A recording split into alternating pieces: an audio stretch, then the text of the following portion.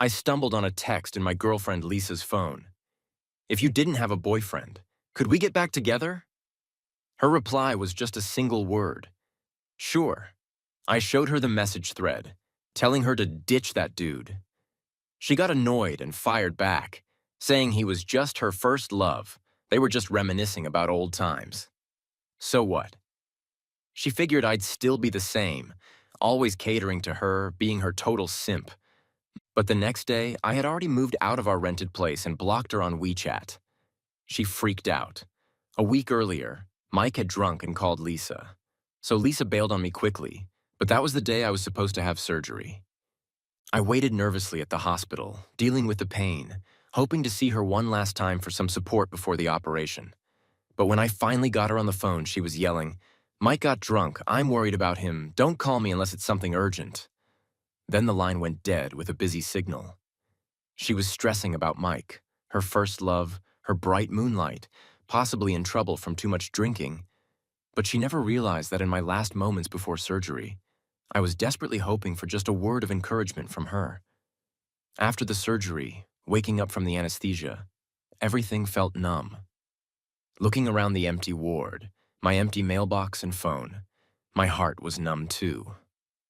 I never got mad at Lisa. No matter how she acted before, I was always obedient, loving her like it was day one. But this time, I was kind of fed up.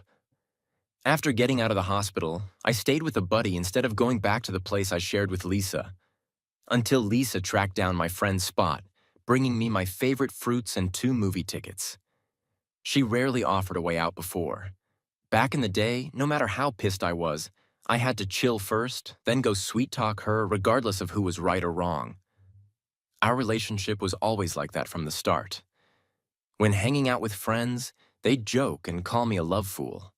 But I always thought that if I cherished Lisa enough, giving her my all, she'd eventually see and appreciate my sincerity. But this time, even though she came to make it work, she still did it with this righteous vibe. A grown man with such low tolerance. Didn't the surgery go well? Why can't you just go with the flow like before? That one line made me see that maybe Lisa always knew my sincerity. She knew, but in her heart, my sincerity was like dust. So she didn't value it. On the day of the surgery, as the anesthesia kicked in, I thought about our 3 years together. As I passed out, I still heard Lisa's harsh words. "Don't call me unless it's important." In the end, I realized that in front of Mike, I, her current boyfriend, could be tossed aside any time. Even on my surgery day, when I was at my weakest, needing someone by my side the most, even knowing I was planning to propose to her after, moving our relationship forward, she still ditched me without a second thought. I can't count how many times stuff like this happened since Mike entered our lives. She only cared about whether Mike was happy. Mike getting drunk was a big deal to Lisa, but my need for company during surgery was brushed off as a lack of manliness. The difference was clear. Eventually, I went back to the rented apartment with Lisa. Because of work, I had a ton to handle on my laptop, which was back home with Lisa. As soon as I got back, I locked myself in the study to catch up on missed work from the past few days, until Lisa knocked on the door. "Alex, didn't you say you had something important to do after surgery?" I was about to propose to Lisa, and she knew it because a few weeks ago, I took her to pick out a perfect diamond ring. The ring was big and shiny, blindingly bright. I thought it'd make her happy, but Lisa thought I was too basic. When I wanted to give her a gift, I always made sure it was right for her, something she liked. But that could never compete with the surprises Mike gave her. I stayed silent in the study, and Lisa kept talking on her own. "If you don't speak, I'll use the key to come in. After this proposal, I'll go meet your folks with you." I had no choice but to respond weakly. "Okay, if I'd known earlier how much you valued my proposal, I'd have been thrilled." But this time, I felt an odd resistance inside. Lisa wanted me to book a table at her fave restaurant. We agreed to meet after work in the evening. But I waited till the restaurant closed, and Lisa never showed up. During that time, I was worried about her safety and called her several times, but the line was always busy. Finally, I went back to the rented apartment. Through the closed door, I heard Lisa's voice. She was singing. Her voice was light and soft. Lisa sang beautifully. What first drew me to her was her singing voice. But after we got together, no matter how much I begged her to sing, she never did. San, when we were together before, you always sang this song for me. Do you remember? It turned out she was on the phone with Mike, and I heard his voice on the other end. Meanwhile, I got a notification from WeChat Moments. Mike had posted a new update. Today's like the past. Glad your voice and you are still here. He attached a video of Lisa singing. Seeing this post, it happened to be midnight. The fireworks I had arranged for Lisa were blooming outside the window with a loud bang, lighting up the sky with 1,000 colors, brilliantly. Lisa excitedly shouted into the phone, "Mike, there's beautiful fireworks here. Wait for me to open the video to show you." As the fireworks died down, my heart turned to ashes. All the feelings vanished with the fireworks. Late at night, Lisa knocked on the study door. I didn't want to answer, but she kept knocking. Eventually, I forced myself to open the door. Lisa's eyes were slightly red, like she'd been crying. She hurried in, trying to throw herself into my arms, but I stepped aside. This move made Lisa kinda mad. "Alex, what's up?" Her phone was still lit up, showing a WeChat chat window with a close-up photo of her and Mike. I had once asked her to change that photo, but she argued, saying I was too hung up on her past, and we had a big fight. In the end, I didn't bring it up again. I thought that by slowly helping her move on from that relationship, she'd fall in love with me, and everything would eventually get better. But after 3 years, I was indeed kinda tired. I couldn't warm Lisa's heart. Mike was having some money problems. "Can you help him?" Seeing my silence, Lisa still walked over and grabbed my hand, her tone much softer. "After all, he's also our old classmate." I almost laughed, not even wanting to look at Lisa. So on the night I was going to propose to her, she couldn't even tell me, ditching our date just to comfort her first love and sing to him. After reminiscing about the past so fondly, she still wants me to help him out. What do you think I am? After hearing my words, Lisa, as usual, stayed righteous. He called me saying he was in trouble. I couldn't just leave him, could I? I opened WeChat Moments and showed her my phone. If he's in such financial trouble, how does he have the energy to post on WeChat Moments to keep reminding me of him? "Lisa, I'm so tired, and I gotta work tomorrow." I pushed Lisa out the door, letting her call me heartless. To show her where I stood, Lisa moved back to her place. She took most of her stuff but didn't take Buddy, her dog. After we got together, he became my dog. When he got sick, I took him to the vet at midnight. I handled all his daily needs. Before, when I held Lisa and Buddy, I'd happily sigh about how good life was with them, even though it was exhausting. After Lisa moved out, I patted Buddy's head and he seemed fine. Well, I was the one taking care of him all along. Just when I thought life was settling, Mike showed up. "As a man, I don't think you need to treat Buddy like that." I almost laughed. "Buddy," he called her so intimately, like Lisa was his girlfriend. How I treated Lisa was none of his business. Besides, I'd already given enough of my heart. I reached out to close the door, but Mike stopped me.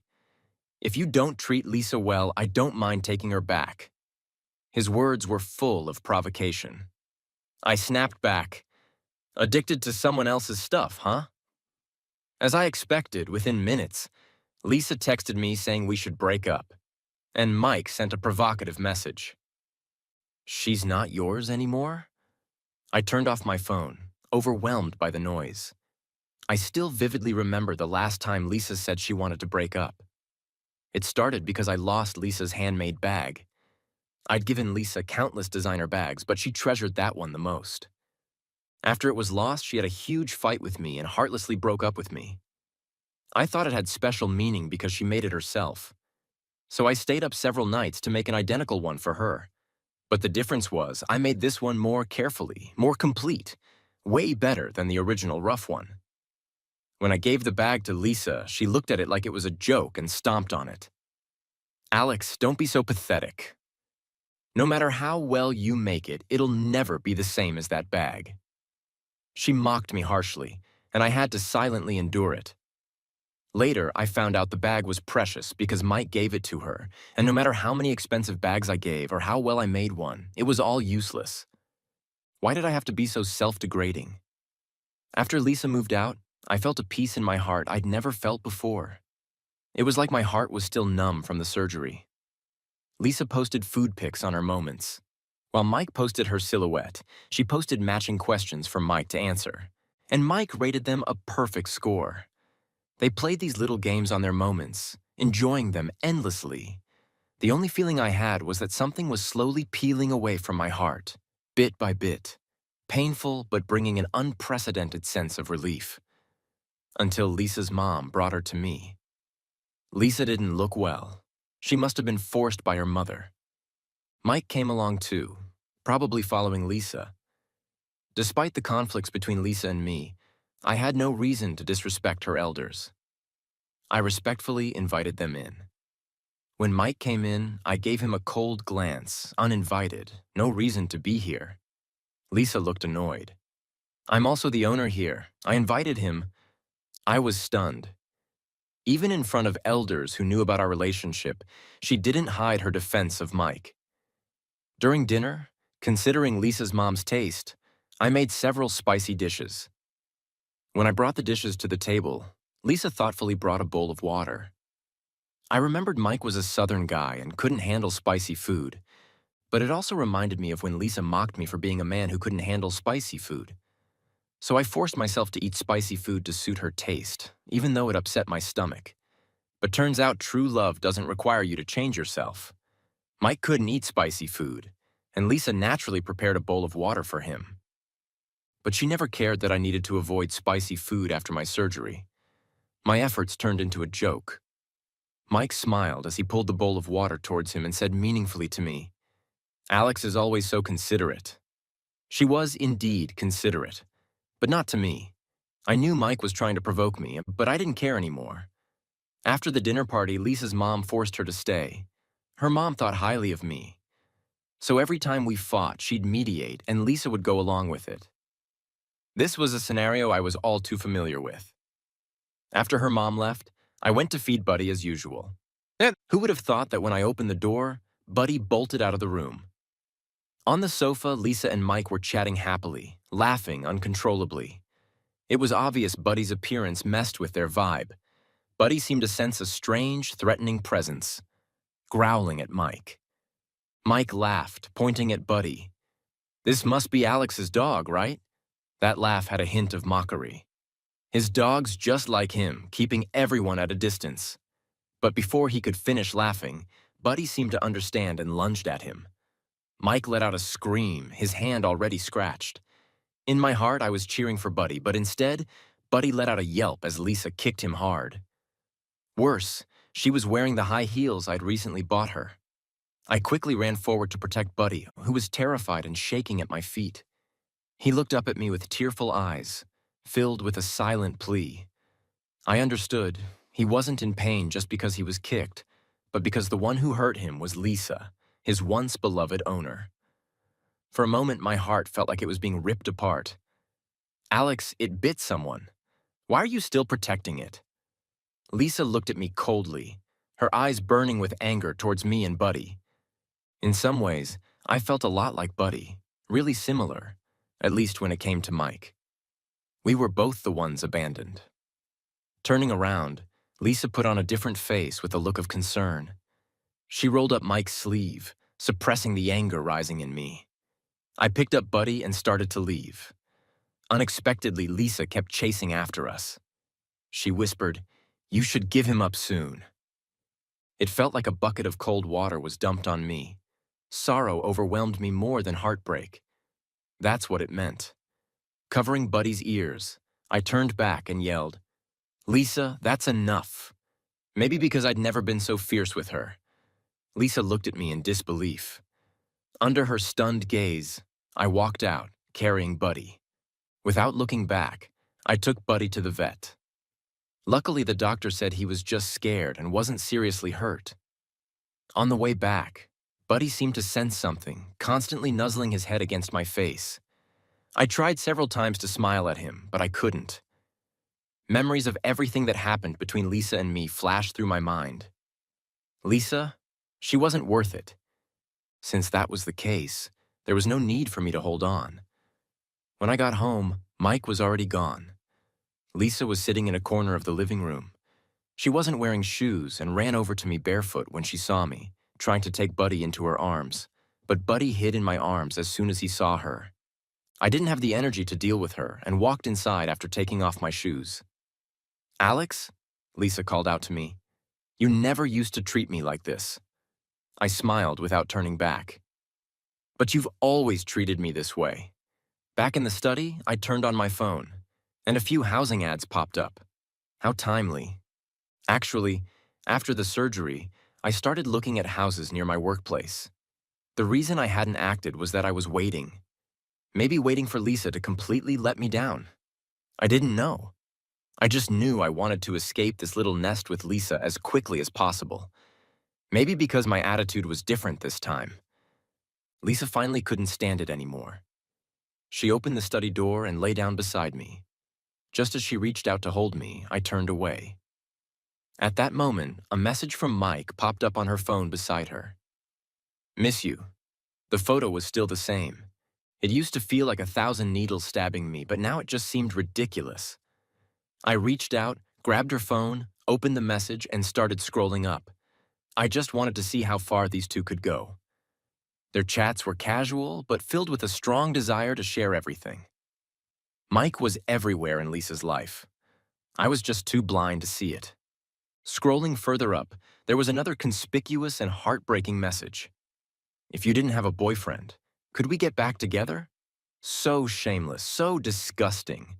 And Lisa's short reply was even worse. Yes. This message was sent right before Lisa broke up with me. Lisa seemed a bit guilty as she reached out to take her phone from me. Her face stayed calm. "Alex, let's not fight." "Okay." I sneered and handed her the chat log. "Fine, then delete him." Lisa, feeling exposed, took the phone and impatiently questioned me. "He was just my first love. We were just reminiscing about our youthful days. Is that not okay?" I nodded. If it was so beautiful and he's still around, why reminisce? Wouldn't it be better to rekindle that beauty? If it was so awesome, then stop making me sick. I moved out of the place I shared with Lisa, quickly finding an apartment in the city. Previously, we rented a house far from the city because her job was in a remote suburb. But now, I no longer had to drive 2 hours round trip every day, feeling exhausted from driving and then coming home to work on projects. This feeling was wonderful. I also blocked Lisa on WeChat. Before, she was the one always blocking me. I wondered how she felt now seeing that red exclamation mark. Of course, I didn't have the energy to care. Recently, the company landed a big deal, and as the main person in charge, I've been super busy. Finally, one weekend, Lisa's best friend called me. She said something serious had happened in Lisa's family and she wanted to see me, although I didn't fully believe her. I felt that Lisa and I needed to meet one last time to end this relationship and uproot these 3 years of emotions completely, with no lingering ties. When I got to Lisa's place, she was cooking, something she never did when I was around. She looked much more haggard, with puffy eyes showing she'd cried a lot. Lisa's dad had been framed for extortion and put in jail. After multiple failed appeals, her mom got sick and was hospitalized. As Lisa told me this, I felt a heavy weight in my heart. I realized that ending this relationship wasn't as simple as I thought. I pulled some strings to hire the best lawyer and went with Lisa to the hospital to see her mom. For a month, I ran back and forth between the hospital and court. I thought that with such serious stuff, Mike would be by Lisa's side, but I didn't see him once that month. It wasn't until the day Lisa's dad was cleared that Mike finally showed up. At the hospital, standing from a distance, I couldn't hear what they were saying. I only saw Lisa's agitated emotions, likely saying some accusatory words. She'd never had a heated argument with Mike before. This was the first time, but I just stood there, holding a cup of coffee, watching silently from afar. It no longer mattered to me. After their conversation, Mike left, and Lisa approached me, her eyes red, And after a long pause, she finally said, "Alex, I'm sorry." Those 3 words, "I'm sorry," were so light, so easy to say, but I'd endured immense pain during these days. My heart was ripped open, shattered, ground down, and finally put back together. That apology was the last thing I needed. I took Lisa back home. As I was about to leave, she suddenly rushed forward and hugged me. She wanted me to bring Buddy back to live with her. Her tone was full of pleading. She was as humble as I used to be, but I couldn't let her go through what I had because I knew how painful it was. I comforted Lisa, had her sit down, and promised that if she needed help in the future, she could ask me. But Lisa's tears wouldn't stop. So I went to the room to get her some tissues. Upon entering the study, I was stunned. The layout was totally different. The succulents I kept on the windowsill were gone, replaced by basketball-themed curtains. The whole room was filled with a men's cologne I'd never smelled before. Next to the bookshelf was a pair of leather shoes. They were Mike's. I recognized them. He had posted about them on his Moments, saying they were a meticulously chosen birthday gift from Lisa. I just stood there for a moment, then grabbed the tissues from the desk. I should have known. Lisa appeared behind me, calling my name softly, seeming a bit lost, hastily explaining, "Didn't I tell you Mike was having financial troubles while you were moved out? I thought the study was just sitting empty." I turned around and handed her the tissues, but her tears had already dried. "Remember to have Mike transfer me the rent." Then I left without looking back. Lisa started showing up frequently outside my office building. At lunch, she'd bring homemade meals to my desk, and after work, she'd wait for me at the main entrance. The meals were authentic spicy dishes, despite my many refusals. She kept it up. One time, while getting coffee, I overheard my colleagues whispering, "How strange. We've known Alex for so long, and this is the first time we've seen his girlfriend." "Yeah, he used to only post about her on WeChat Moments, but we've never seen her at the office." I walked over and corrected them. "She's not my girlfriend anymore." I used to like showing up at Lisa's workplace, driving over during her lunch break to eat with her, bringing flowers to pick her up after work. I thought all girls liked that, but Lisa thought I was too clingy, not giving her enough personal space, and she told me not to come to her workplace anymore, until one day I found out the real reason was that Mike was there. I was insanely jealous, but Lisa only said, "Mike doesn't suffocate me like you do." Thinking about this, I almost laughed. She always justified her lack of boundaries so grandly, even righteously. Another time after work, it started raining heavily. I sent the completed project to my boss for review and prepared to leave. A female colleague asked if I minded walking with her since she didn't have an umbrella. I knew this colleague. She was quiet and from the marketing department. If it were before, I'd have refused, fearing Lisa might overthink it. But now I just felt it was a simple favor. I agreed and walked with her. Stepping out of the company door, I saw Lisa waiting there. She looked kinda annoyed, even a bit accusatory, but she still approached. "I can give you a ride home." I raised the umbrella in my hand and said, "No need. Besides, I've already agreed to help someone else." After getting home, Lisa sent me a text. She said she now understands how I felt back then. I didn't reply. She wouldn't understand. Her feelings are far from a fraction of mine.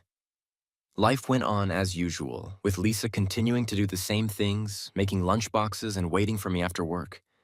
She even started to care about Buddy, which was rare. She'd ask what brand of dog food Buddy liked, buy various toys for him, and even took on the task of walking him. So she was capable of doing all these things. Then what was it before? In front of Mike, she chose to ignore both me and Buddy. I never thought there'd come a day when Lisa and I would reverse roles. But facing her enthusiasm, I couldn't muster any energy and was tired of dealing with it. Finally, on a rainy night, she appeared at my door in a sexy dress, soaking wet, seemingly having had some drinks, and started pouring out countless feelings of longing.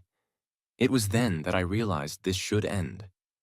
Fearing she might catch a cold, I let her in, gave her a towel, and prepared some ginger tea. I hoped that when this relationship ended, we could both leave with some dignity. "Alex, you still care about me, right?" Lisa lay half reclined on the sofa, looking at me with a dreamy expression, her eyes filled with indescribable emotions, but I couldn't meet her gaze. I knew exactly what it felt like to care. Those restless nights, tossing and turning with anxiety, being so sensitive that every little move Lisa made would tug at my heartstrings, choosing to give despite being covered in wounds. But it wasn't this feeling now. Before I could speak, Lisa's phone lit up. I didn't mean to look, but the phone kept vibrating. It was the same old story, the screen showing a photo of Lisa and Mike, with Lisa smiling so happily. I forced a smile and gestured for Lisa to answer. "Irinen, looks like you should take care of your own matters first." That day, I insisted on driving Lisa home. After handling all the company stuff, I took a leave of absence to avoid seeing Lisa again. But Lisa was relentless. She texted, called, and even reached out to my friends. In the end, she contacted my parents. I had mentioned Lisa to my parents many times before, always praising her to leave a good impression. My parents were eager to meet my girlfriend, but Lisa never agreed. I'd begged Lisa to meet my parents once. She always said she didn't have time and to wait a bit longer. That wait lasted 2 years. Later, I realized she just didn't want to meet my parents. She had time to go on dates with Mike under the guise of friendship, time to go to Mike's favorite basketball games, but no time to visit my parents with me. When my parents arrived, Lisa was with them. It looked like Lisa had charmed them, making them really happy. As they entered, my parents had smiles on their faces. During dinner, Lisa kept up the image of a good girlfriend, serving me food and talking about my habits like she knew them by heart, making jokes to entertain my parents. God knows how much I'd longed for this scene, but now it filled me with dread. After dinner, I pulled Lisa into the room. "Now that we're done eating, you should go home and don't contact my parents again?" Lisa was stunned and then became agitated. "Alex, just because of what happened with Mike, you're shutting me out completely. Didn't you used to tolerate and forgive me?" As soon as the words left her mouth, she realized she said something wrong and stopped. But in my mind, I could already hear the next words she wanted to say. "Why can't you continue to tolerate me now? Why can't you keep watching as my balance tips towards Mike while still pampering me, letting me do as I please? Why can't you keep watching me reminisce about my first love's sweetness, getting jealous and losing your mind? Why can't you just bear with me a little longer?" So she knew all along. She knew I was tolerating her, which is why she kept pushing my limits. She knew about boundaries, but kept crossing them because she thought I could take it, hurting me repeatedly. That's why, when I was facing surgery alone, knocking on death's door, she was with her drunk first love, not even calling me once that night. That's why she could reminisce about her shameless sweet past right in front of me. With a loud bang, I shoved Lisa out and slammed the door shut. Only then did the world feel quiet. In the following days, as I wished, Lisa didn't disturb my life, but Mike frequently sent me messages. It was nothing more than updates about Lisa's condition. The following days, as I wished, Lisa didn't disturb my life, but Mike frequently sent me messages. It was nothing more than updates about Lisa's condition. Lisa locked herself in our old apartment every day, refusing to see anyone. She neither ate nor drank, her complexion deteriorating rapidly. After one of Mike's calls, I heard Lisa's weak voice in the background. "Alex, I want to see you one last time." My heart raced, fearing she might do something drastic, so I hurriedly drove to the location Mike had sent. Upon arrival, I realized it was the park where Lisa and I had our first date. Here, I had solemnly confessed my love to her, promising to love and protect her. But time had passed, and the old park had been renovated, replaced by towering buildings. The old playground equipment was still there, but abandoned in a corner, worn out and lifeless, no longer filled with the vitality and joy of the past.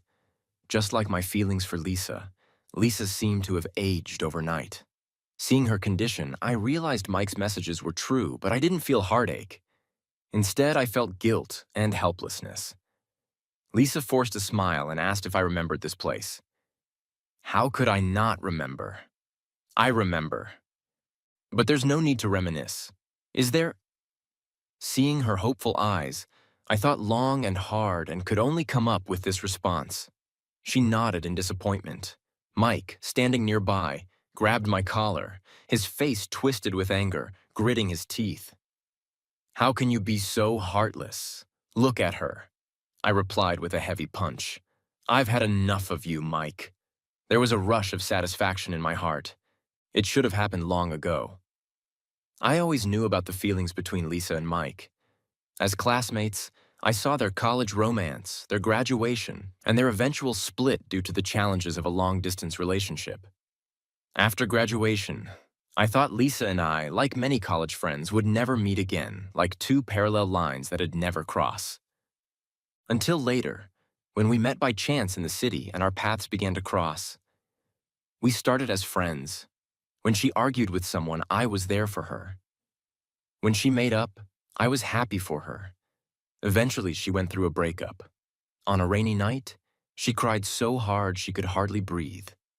It was then that I realized she already had a significant place in my heart. I swore to help her move past this relationship and to make her better and better. In this city, we worked hard together, from having nothing to gradually improving our lives. Only then did I dare to confess my feelings to her. When I confessed, she smiled and playfully called my name, saying, "I knew you liked me long ago." After getting together, we were like any other couple, eating, watching movies, walking down the streets. We were each other's shelter in stormy times. Moving forward together, we had many unforgettable moments. I once thought Lisa and I could love each other forever until Mike reappeared in her life. Maybe, as Mike said, it was because of a job transfer, or perhaps the real reason was that he couldn't let go of Lisa and came to this city. Since Mike reappeared, our relationship began to decline like sliding down a playground slide. But did Lisa really find it so hard to let go of Mike? I don't think so. She just enjoyed my love while recklessly reminiscing about the past, being abandoned time and again, repeatedly disappointed. My feelings for Lisa slid to their lowest point. So I decided to let go because of the big contract I secured last time. I gained recognition from my superiors, and they want to promote me to the company's headquarters in a major city. I once had a similar opportunity for promotion, but I firmly refused because I couldn't bear to let Lisa go through another long-distance relationship. Even though I knew that even if it were a long-distance relationship, I would do better than Mike. But I still wasn't willing.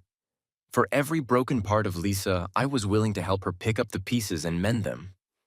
For all the bittersweet experiences she went through, I was willing to cherish them. So, I never told Lisa about this.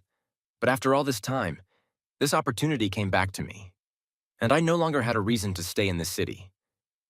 This time, I didn't tell Lisa either. There was no need to tell her. But before I left the city, Lisa came to find me. She brought 2 rings. With a somewhat surprised look on my face, she handed me the larger ring and asked if I could propose to her. She seemed to have prepared for the worst. She said that after this time, she wouldn't bother me anymore. I found it kind of amusing. Twice, I had wanted to propose to her, but both times, I couldn't because she bailed. Once she ditched me on the cold operating table, and once she ditched me amid the fireworks I'd prepared for her. Twice, I was forgotten on the path to happiness with her. I shook my head. Lisa unexpectedly burst into tears, seeing her sobbing appearance. I couldn't feel any sympathy because I remembered my own repressed emotions. I never easily shed tears in front of Lisa. No matter how wronged or upset I felt, I kept it to myself, never passing my bad feelings onto her. But such repression only brought more unreasonable treatment. That version of myself deserved more sympathy. Lisa, let's part on good terms. This time, it's truly a clean break. I moved to another city. In the following years, my career flourished, and I saw a broader world than I'd ever seen before. Occasionally, from old college friends, I heard news about Mike and Lisa. Mike went bankrupt, hitting rock bottom. He used to love posting suggestive content on social media to provoke me, but now he's nowhere to be seen. I guess life wore him down to the point where he no longer had the energy. I also learned that Lisa had found a new boyfriend, introduced by her family. When I heard this, I was surprised. When she was with me, she was so nostalgic about her past with Mike. But after we broke up, they still didn't end up together. Maybe that's just how people are, always craving what they can't have. One calm afternoon, I stood in the tallest office building holding a cup of coffee overlooking the city. I received a WeChat message from Lisa. She said, "I'm getting married. Can we meet one last time?" She said, "Alex, I hope you can come." I opened the friend interface and chose to block her. Lisa still hadn't changed her ways, and I didn't want to be Mike.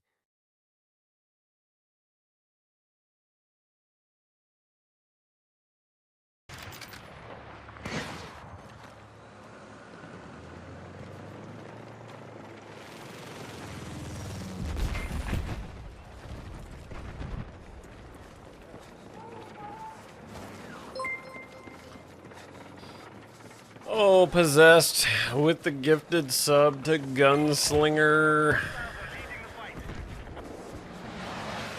Feel the heat.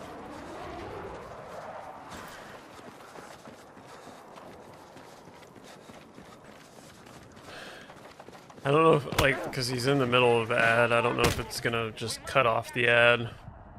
No, I don't think it does. It's 1 second. Your community is back.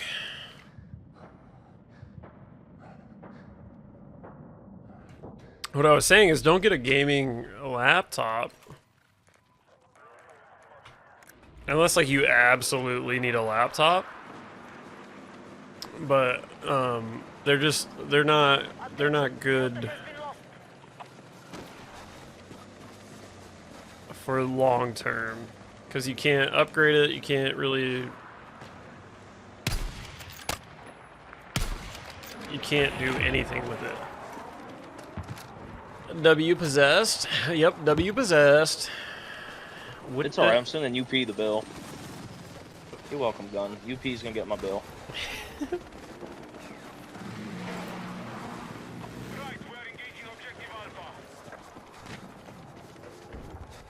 Hot dog is really hot.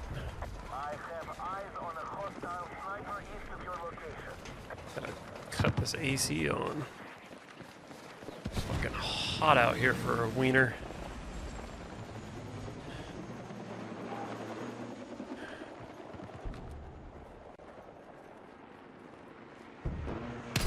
Wait. You can't be using your company card to give me subs?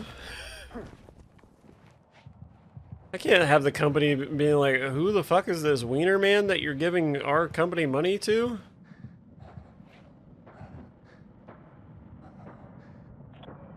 I mean, you could.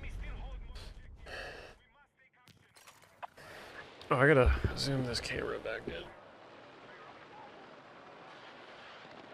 Can't be having that. Madness. Of course he can.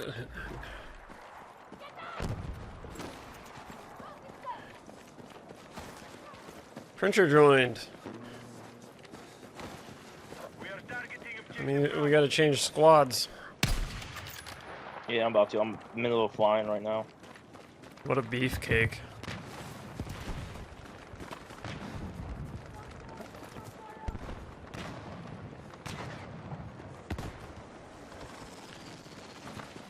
Oh, I think the AC just cut on? What a fucking... What? That's because it is 8:30. It did. W smart thermostats? They're not very smart, but... I was building a PC when COVID hit and abandoned the project because work got slow and canceled all my orders. Oof. Yeah, you should build a PC. 100%. I'll help you put it together if you need.